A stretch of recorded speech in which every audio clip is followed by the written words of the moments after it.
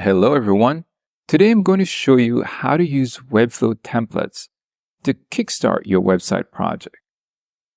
Templates are a great way to save time and get a professional design quickly. Let's get into it. First, head over to Webflow Templates Marketplace. Browse through the templates. They're both free and paid options available.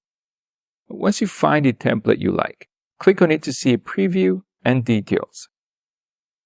To use the template, click Get Template. If it's a paid template, you'll be prompted to purchase it. After obtaining the template, go back to your Webflow dashboard. Click on Create a New Project. You'll see your purchased templates under the Purchased tab. Select the template and click Create Project. Now, you can start customizing the template in the Webflow Designer. Replace images and text with your own content. Adjust styles like colors and fonts to match your branding.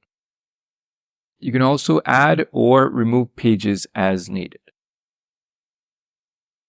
Templates often come with predefined symbols and styles, making it easy to maintain consistency.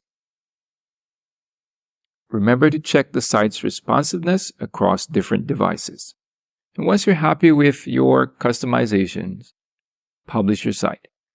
And that's how you use Webflow templates to build your website efficiently.